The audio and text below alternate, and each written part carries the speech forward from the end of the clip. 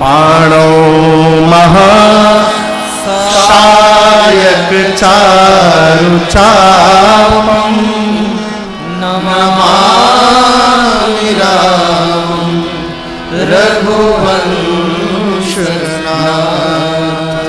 गोस्वामी जी कहते हैं नील अंबुज के समान जिनका श्याम वर्ण है, जिनके कोमल कोमल अंग हैं, वामांग में जगत जननी मां श्री जानकी जी विराजमान है, जिन राम जी ने हाथ में सारंग धनुष और अमोघ बाण धारण किया हुआ है और धारण करके मां जानकी के साथ रघुवंश के सिंहासन पर विराजमान है, उन प्रभु श्री राम को मैं बारंबार वंदन करता हूं।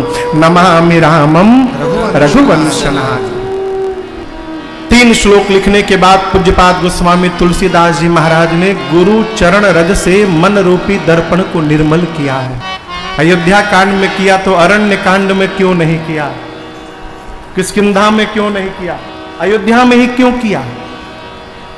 आप समझिएगा, सुबह सुबह नहाने के बाद जब दर्पण के सामने अपने चेहरे को ठीक करने के लिए हम पहुंचते हैं और यदि दर्पण पर मैल जमा हो, क्या जमा हो?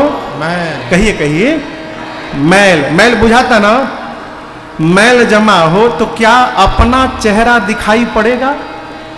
नहीं। ठीक उसी प्रकार जैसे दर्पण पर मैल जमा हो जाए, अपना स्वरूप नहीं दिखता, मन पे यदि मैल जम जाए माई बाप, तो हमको भगवान के भक्त में भी भक्त नहीं दिखाई पड़ता, ठग दिखाई पड़ता। अयोध्या कांड की कथा प्रारंभ करने से पहले पूज्यपाद गोस्वामी तुलसीदास जी महाराज अपने पूज्यपाद गुरुदेव भगवान प्रातः स्मरणीय श्री नरहरिया दास जी महाराज के श्री चरणों में लगे हुए चरण रज से अपने मन रूपी दर्पण को निर्मल करना चाहते हैं। और याद रखिएगा, बिना सद्गुरु के कृपा के मन निर्मल होने वाला नहीं है। गुरु बिनु भव निधि तरई न कोई, जौ बिरंचि शंकर सम होई।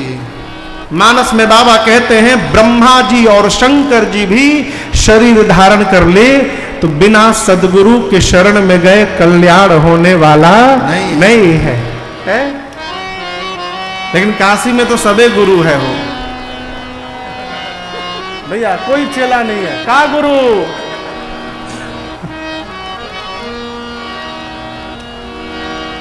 गोस्वामी तुलसीदास जी ने पूज्यपाद गुरुदेव भगवान के चरण रज से मन रूपी दर्पण को निर्मल किया। श्री गुरु चरण सरोज रज निज मन मुकुर सुधार, वर्णो रघुबर विमल जश जोदायक फल चार। श्री गुरु चरण रज से मन रूपी दर्पण को निर्मल किया। ये दर्पण निर्मल होगा, मन रूपी दर्पण, तो भरत जी की कथा गानी है। और आपसे प्रारंभ है, निवेदन करूं, राम जी से कठिन कथा मेरे भरत भैया की है। राम जी की कथा गाने के लिए बाल कांड में मन को साफ कर चुके थे, लेकिन अयोध्या कांड में भरत जी की कथा गानी है। भरत जी के कथा के बारे में केवल एक व्यक्ति ठीक से जानते हैं, वो उनके भैया राम जी हैं। लेकिन जब कहने की बारी आएगी तो राम जी भी कहने में सक्षम नहीं है। ये जनक जी महाराज ने ये बात चित्रकूट में कही। मां सुनैना से, अपनी अर्धांगिनी सुनैना जी से जनक जी कहते हैं, जब सुनैना जी ने कहा कि आप ऐसा कुछ करिए कि राम जी लक्ष्मण जी को छोड़ के भरत जी को साथ में रख ले,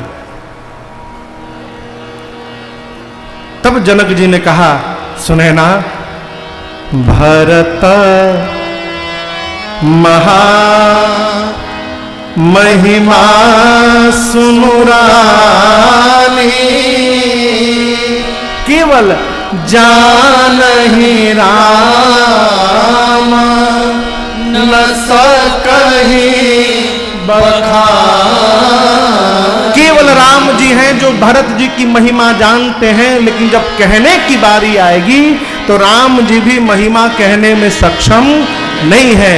जिस कथा को रघुनाथ जी नहीं गा सकते, उस कथा को गोस्वामी तुलसीदास जी को गाना है हो, इसलिए अपने गुरु जी से कृपा मांगे, गुरुदेव कृपा करिए। गुरु कृपा ही केवलम, सदगुरु की कृपा ही असंभव को संभव बना देता है। उदाहरण देखना है तो सामने राजन आपके बैठा है, इसे देख लीजिए, अनुभव करिए।